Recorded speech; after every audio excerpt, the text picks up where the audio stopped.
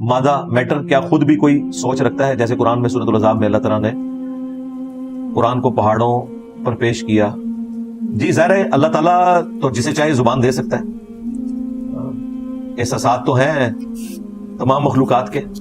سورہ بنی اسرائیل میں ہے کہ کوئی بھی چیز ایسی نہیں ہے جو اللہ کی حمد کے ساتھ اس کی تسبیح نہ کرتی ہو مگر تم اس کی تسبیح کو نہیں سمجھ سکتے. پراپر فارم میں جب کوئی چیز آتی ہے تو اللہ تعالیٰ نے اس کو احساسات دیے ہیں, چاہے ہم اسے ڈیٹیکٹ کر سکیں یا نہ کر سکیں. بالکل یہ بات ہے.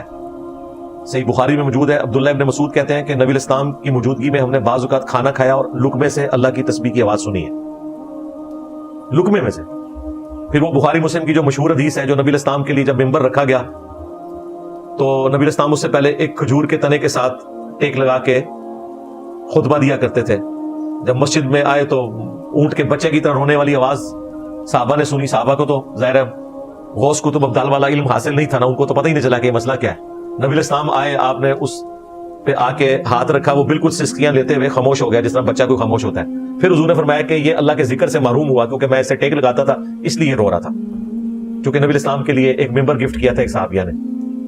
تو اس سے پتا چلا کہ ان ساری چیزوں کے احساسات ہوتے ہیں. اور مزے کی بات آپ کو بتاؤں, یہ ساری چیزیں نبی الاسلام کو پہچانتی ہیں کہ وہ اللہ کے پیغمبر ہیں. پیغمبر کی یہ خوبی ہے کہ اسے جن و انس کے علاوہ ہر مخلوق اللہ کی پہچانتی ہے. جن و انس کو اختیار دیا گیا ہے, اگر وہ حق قبول کریں گے تو پہچان لیں گے, ادروائز وہ ابو جہل ہو کے ہی مریں گے.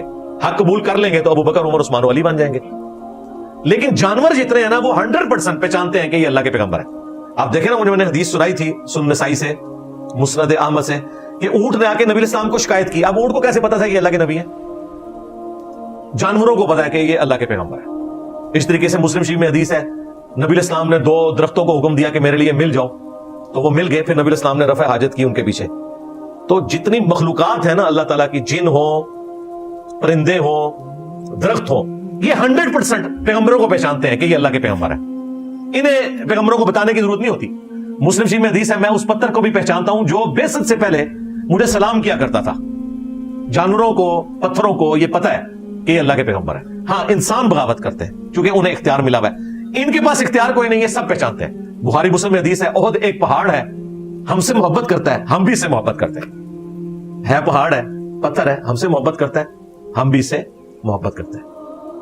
یہ پروٹوکول پیغمبروں کا ہے کہ انہیں تمام مخلوقات پہچانتی ہیں کہ یہ اللہ کے پیغمبر ہے. انسان اور جن چونکہ حق سے اناد کرنے والے ہیں اس لیے وہ پیغمبر کو ماننے سے انکار کر دیتے ہیں.